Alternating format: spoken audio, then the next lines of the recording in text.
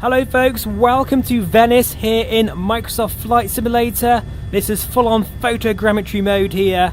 It's looking amazing in the H145 helicopter by the High Performance Group.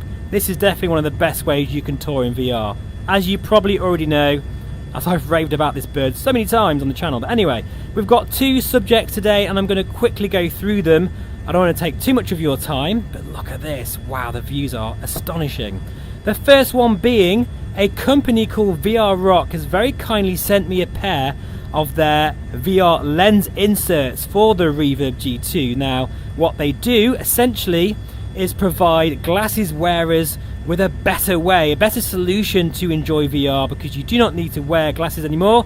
You can just dial in your prescription lens and maybe add a nice blue light filter while you're at it and put them straight into your Reverb G2. They fit really easily. In fact, I'll show you a bit of footage now. They come in a very nice little case. I do love that. And they're really nice quality, I must say. And they just attach to your Reverb G2 very, very easily. They're very similar actually to the VR Wave lens inserts. In fact, here I'll show you how similar they are. The one on the right is the VR Wave and the one on the left is the VR Rock. You wouldn't actually tear them apart. And I've been testing both of them out actually, flying around Venice now for about an hour, switching between them both, and I can't tell the difference, to be honest. So really, I guess that's a good thing in a way, because I do like the VR Wave solution, but the VR Rock is also very good. I've got a 5% discount code actually as well. If you're interested, there's a link in the description below. That is affiliated, so feel free to use it or feel free not to, but either way you're going to get a nice 5% discount. And actually I think the VR Rock lens inserts are a little bit cheaper in terms of the quality, in terms of the visual fidelity and how they feel. To be honest, I cannot tear them apart. VR Wave or VR Rock feels exactly the same in the headset. I must admit though, it is a brilliant way, especially if you've got nearsightedness or farsightedness, or you need a specific, prescription lens. I think this is a great way of, because I can't imagine using glasses in VR. That must feel really, really uncomfortable, to be honest.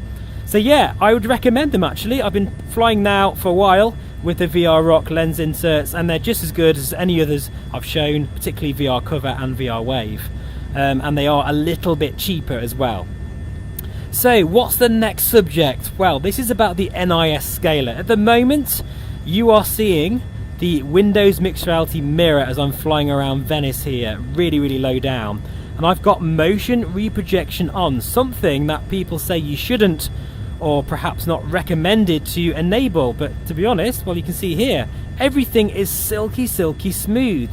However, I do feel that my settings are helping, so I'll show them now. These are my NIS scaler settings. Notice how I've got my sharpening down to 25%. Now, this is something that I think people need to watch out for.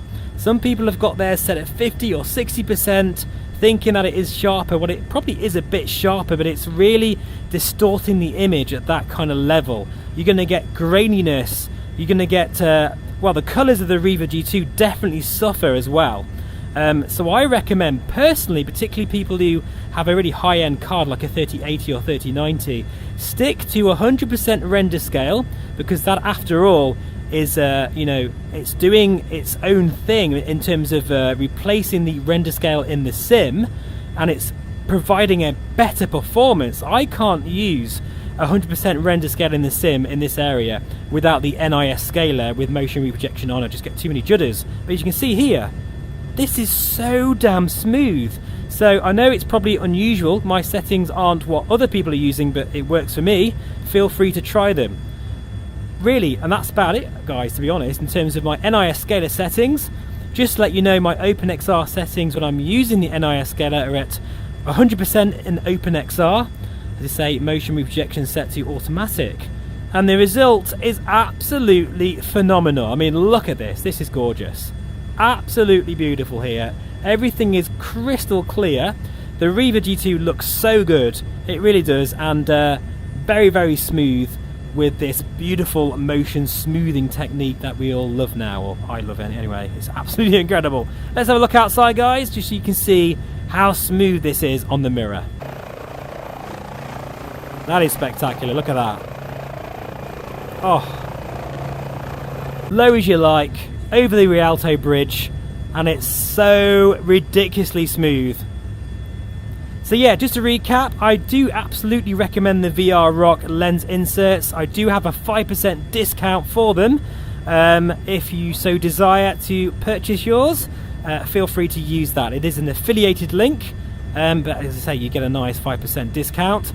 And as far as the NIS scale is concerned, I use it all the time now for the Reverb G2, 100% and 25% sharpening, with OPENXR 100% and 100% in the sim as well.